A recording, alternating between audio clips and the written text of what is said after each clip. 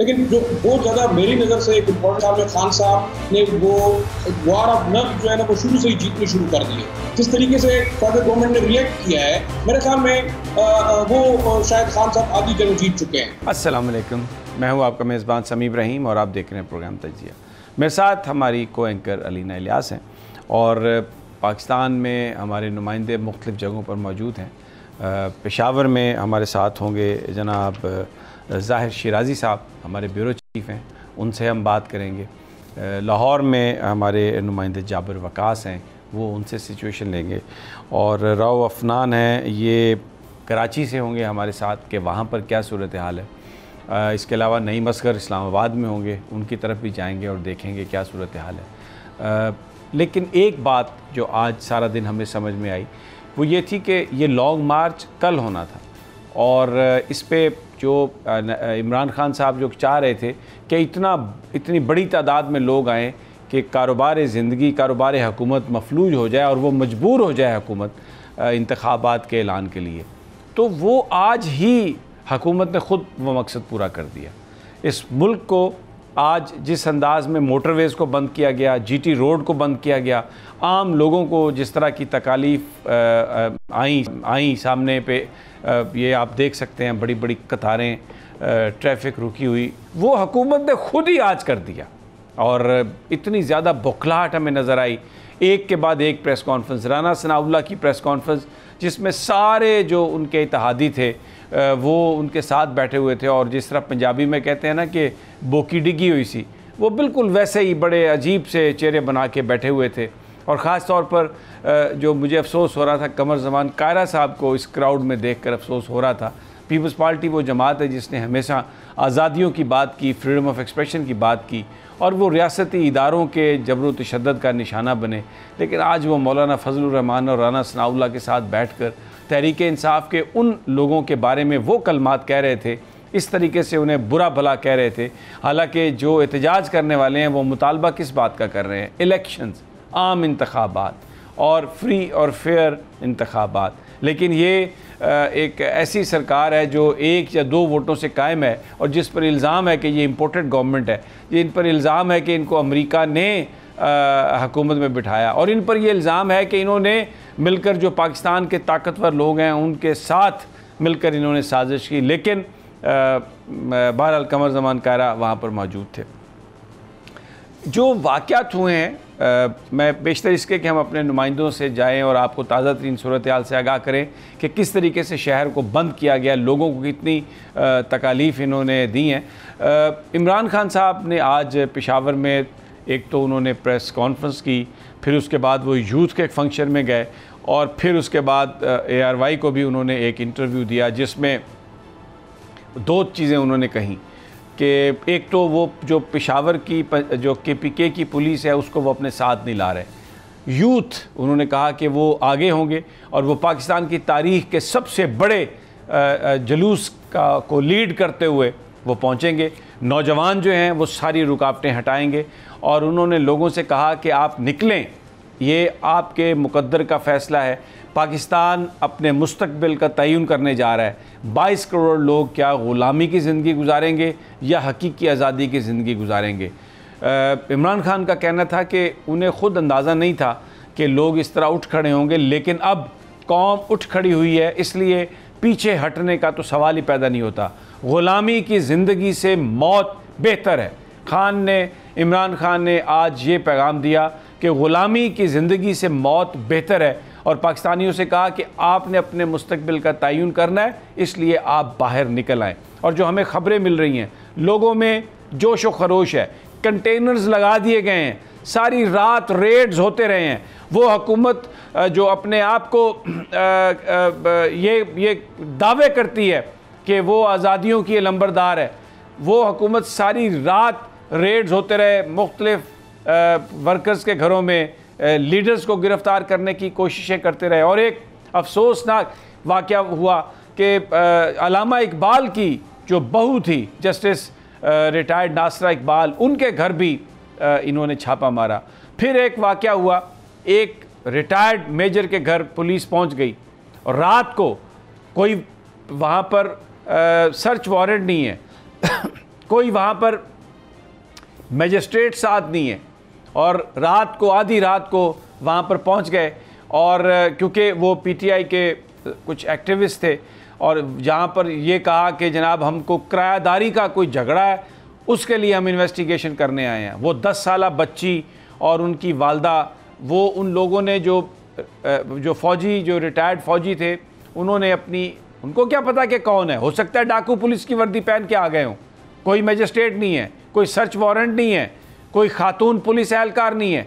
तो वहाँ पर वाक़या हुआ जिसमें एक पुलिस कांस्टेबल की जान गई, और अब उसको जिस भोंडे अंदाज में शहबाज, हमजा शहबाज, मरियम नवाज़ और ये सारे लोग आज मॉडल टाउन में जो इन्होंने किलिंग की, मैं दिखाऊंगा वो फुटेज अभी।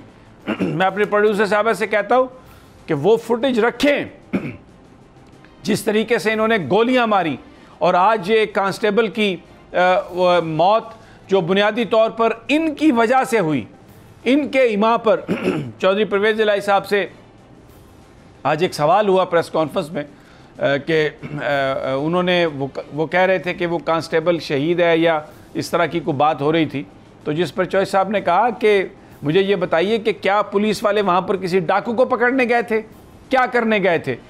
इलामा कायद-ए-आज़म कह चुके हैं कि कोई भी ऑफिसर जो है वो किसी गैर कानूनी हुक्म को फॉलो मत करे, और अगर कहीं पर कोई रेड हो रहा है जिसमें मजिस्ट्रेट साथ नहीं है, ख़वातीन पुलिस एहलकार साथ नहीं है और सर्च वारंट नहीं है, तो किसी को कोई हक और इख्तियार नहीं है कि वो उस घर में दाखिल हो। अभी में जो लाहौर पुलिस कमांडर हैं सोहेल ज़फ़र चट्ठा, जो इस वक्त शायद नून लीग के वर्कर्स से ज़्यादा वो वफ़ादार अपने शाहों के हैं, और एक वीडियो में वो तहरीक इंसाफ को बुरा भला कह रहे हैं, और जो वहाँ पर नवाज शरीफ ने लैंग्वेज इस्तेमाल किया कि ये जत्थे हैं, वो कह रहे हैं कि ये जत्थे हैं, इन्होंने एक पुलिस वाले को शहीद कर दिया। ओ भाई, आप कानून की खिलाफ वर्जी करते हुए गए क्यों किसी के घर रात को 12 बजे, जब आपके पास वारंट नहीं है, जब मजिस्ट्रेट साथ नहीं है, जब खवातीन एहलकार साथ नहीं है? तो आज इमरान खान ने भी इसका जिक्र किया कि ये जो वाक़यात है, इसको डीफेम करने के लिए, तहरीक इंसाफ की इस तहरीक को डीफेम करने के लिए, बदनाम करने के लिए, ये सारे के सारे जो पूरा भानुमती का कुंभा है, हर घंटे के बाद एक प्रेस कॉन्फ्रेंस, हर 2 घंटे के बाद एक प्रेस कॉन्फ्रेंस, और लोगों को डराने धमकाने की जो बात है इन्होंने वो की है। लाहौर का जो वाक़या हुआ है, उसके बाद जो रिटायर्ड फ़ौजी अफसरान हैं उन्होंने भी गुफ्तगू की है। आज पाकिस्तान मोनूमेंट पर टाइम्स ऑफ पाकिस्तान नामी जो तंजीम है रिटायर्ड फ़ौजी ऑफिसर्स की, कई generals, 3 star generals, 2 star generals आज वहाँ पर आए, उन्होंने गुफ्तगू की इस हवाले से। तो मैं आपको, एक तो ब्रिगेडियर रिटायर्ड महमूद थे, ये मेजर राजा अजीज़ भट्टी शहीद निशान हैदर के बैचमेट हैं, और लेफ्टिनेंट जनरल रिटायर्ड अली कुल्ली खान, उन्होंने हमारे नुमाइंदे नईम असगर जो वहाँ पर मौजूद थे उनसे जो गुफ्तगू की, आइए आपको वो सुनवाते हैं। वालेकुम सर। वालेकुम सलाम जी sir, thank you very much. आप यहाँ पे आए सर, यहाँ पे जमा होने का क्या मकसद था? बेसिकली ये मकसद ये था कि हम काफ़ी देर से कोशिश करते रहे हैं कि मैं बाकी पूरी डिटेल तो नहीं बता सकता, पर कल हमने एक ओपन लेटर जो है वो इशू किया, और हमारा ख्याल था कि ओपन लेटर के ऊपर जो इस वक्त क्या नाम है पार सेंटर में लोग बैठे सर, उसका नोटिस लेंगे सर, और उसके ऊपर कोई अमल करे सर, क्योंकि हमने उस ओपन लेटर में इस चीज़ का खदशा दिया था कि मुल्क जो है ये एक ब्लडी वॉर की तरफ जा रहा है, एंड इसको जो है मुल्क को तबाही से बचाने के लिए इसको रोकना चाहिए। हमें अफसोस है कि उस लेटर के ऊपर कोई एक्शन नहीं लिया, तो चुनांचे इसीलिए हमने आज ये प्रेस कॉन्फ्रेंस जो है इसका एहतमाम किया। सर, क्या लेटर में क्या था, क्या आप आवाम को पैगाम क्या देना चाहते? देखो जी, लेटर में बड़ी सिंपल चीज़ की थी हमने। सर, हमने कहा जी the country is heading towards the revolution, sir, and it is the duty of all the decision makers in Pakistan that we must avoid this. It is the only thing in the interest of us. And उसमें हमने वो solution वही दिया था कि the only solution is to have early election. New election. क्या आप क्या पैगाम क्या देना चाह रहे हैं? देखिए जी, पैगाम हम बड़ा सिंपल देना चाहते हैं। And now this message we want to give directly to the army chief. Sir, it is his responsibility sir, to save the country right, from any external and internal dangers. Sir, external dangers को तो छोड़ें for the time being, but it's with the internal dangers that are, you know, we can see clearly. Sir, The country is really heading for a big catastrophe. And मुझे अफसोस के साथ कहना पड़ता है, the present government, sir, I think उनका जो attitude है, it is a totally wrong attitude. Sir, वो कहते हैं जी ये अवाम का फैसला नहीं है। भाई अवाम ने तो सारी पाकिस्तान की अवाम ने तो एक फैसला दे दिया है, सर, तुम कौन हो ये बात करने वाले? आपका पैगाम क्या है इस वक्त इस सिनेरियो में ये एक्टिविटी करने का? हमारा पैगाम यही है कि जी जल्द अज जल्द इलेक्शन फ्री एंड फेयर, और मेरे बड़े ब्रिगेडियर महमूद साहब ने जो कहा है मैं उसकी पूरी तायद करता हूँ। और हमारे सबका यही है जो ख्वाहिश है, जितने भी हम यहाँ पे डिफरेंट एज ग्रुप्स के हैं वो यही चाहते हैं कि जी फ्री एंड फेयर इलेक्शंस हो और उसी से मुल्क के क्या कहते हैं जो हालात है बेहतर होंगे, सुधरेंगे। और मैं तो उनमें से हूँ जो मेरा अपना यकीन है कि ये जो चीज़ें डेवलप हुई है ये अल्लाह की तरफ से हैं। हमारे पास इस किस्म का कोई लीडर जिना के बाद नहीं आया जिसने इस कौम को पकड़ा है और जगाया है, झंझोड़ा है। तो वही है जी हमारी ख्वाहिश यही है कि जल्द अज जल्द और विदाउट एनी क्या कहते हैं डिले इलेक्शन होंगे। बाकी जैसे जो अल्लाह चाहेगा वो बिल्कुल वैसे इलेक्शन हो, फिर देखेंगे आगे जिसकी हुकूमत बनती है बनाए।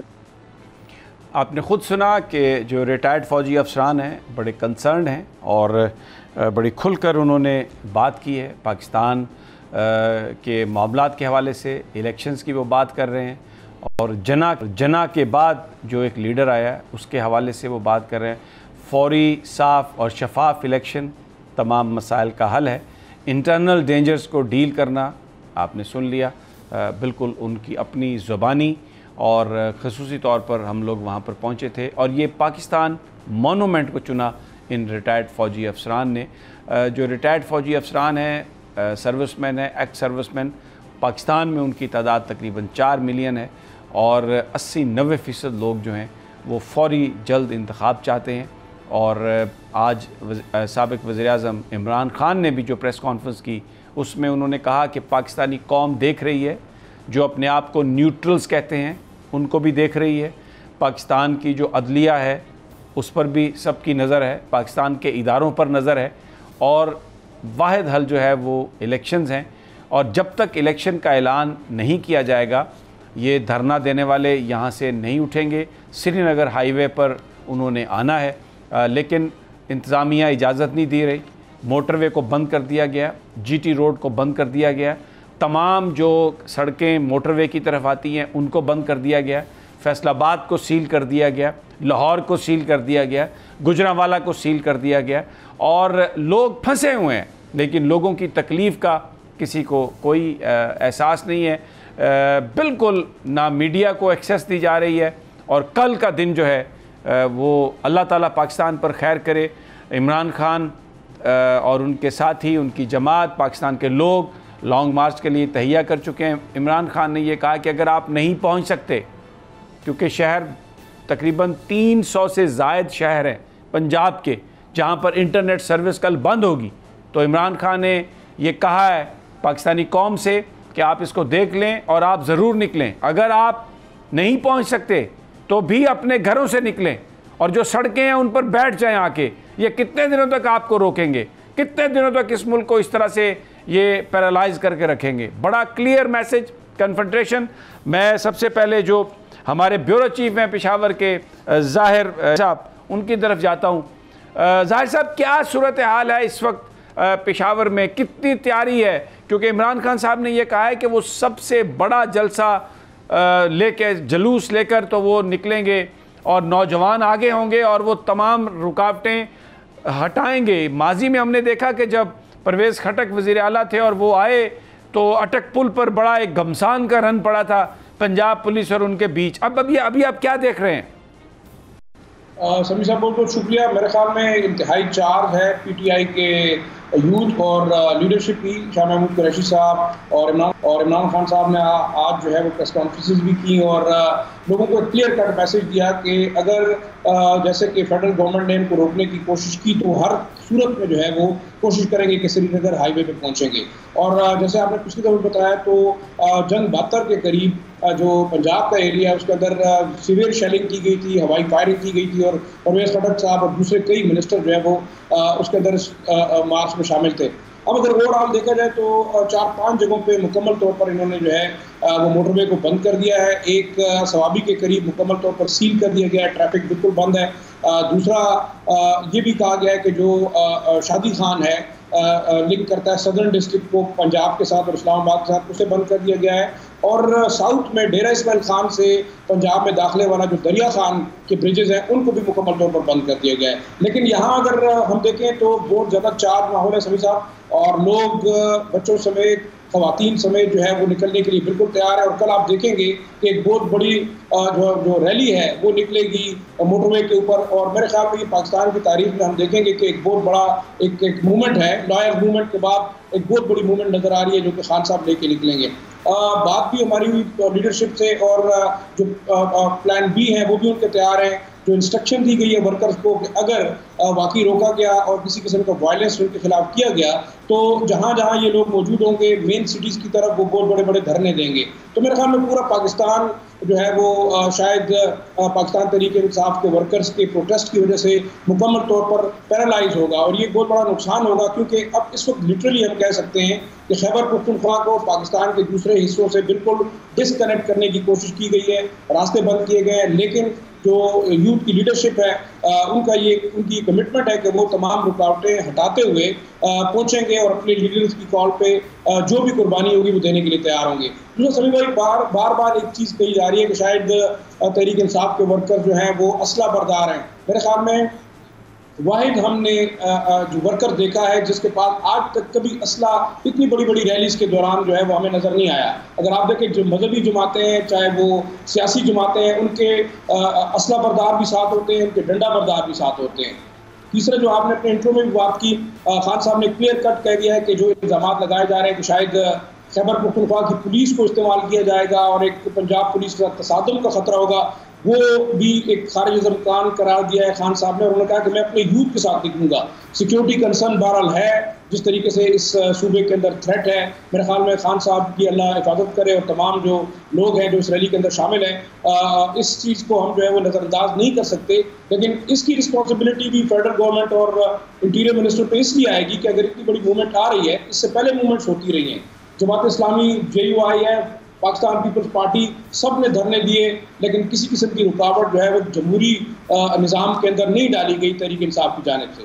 जी समझा जी। अच्छा शाह साहब ये बताइए कि कोई बिहाइंड द सीन कंसल्टेशन हो रही है ये, क्योंकि आज इमरान खान साहब ने कहा कि न्यूट्रल्स को भी कौम देख रही है, इदारों को भी देख रही है, अदलिया को भी देख रही है। वैसे तो सुप्रीम कोर्ट ऑफ पाकिस्तान ने आज इस्लामाबाद बार की एक पिटीशन कल एक 3 member bench justice Ejazul Ehsan साहब की सरबराही में सुनेगा।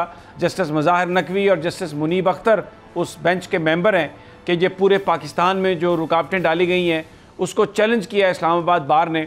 तो एक तवक्को की जा रही है कि सुप्रीम कोर्ट एक बहुत क्लियर ऑर्डर देगी कि जो एहतजाज है, पुरअमन एहतजाज हर जमात का हक है, तो ये रास्ते क्लियर कर दिए जाएँ। कल ये बड़ी एक तवक्को है क्योंकि ये बहुत अहम हेयरिंग है सुप्रीम कोर्ट ऑफ पाकिस्तान में, और उसको जो जस्टिस एजाजुल एहसन साहब जो उस बेंच की सरबराही कर रहे हैं उनके हवाले से माजी में जो भी आज़ादियों के हवाले से जो भी उनके पास केसेस आए, उन्होंने जिस तरह भी जो फ़ैसले किए वो बोलते हैं फ़ैसले, और उन फ़ैसलों में बहुत हिम्मत दलेरी के साथ उन्होंने आइन और कानून के मुताबिक जो शख्सी आज़ादियाँ हैं उसको हमेशा उन्होंने प्रमोट किया। और फिर वो उस बेंच के में भी थे जिसने पनामा केस को जिसने सुना।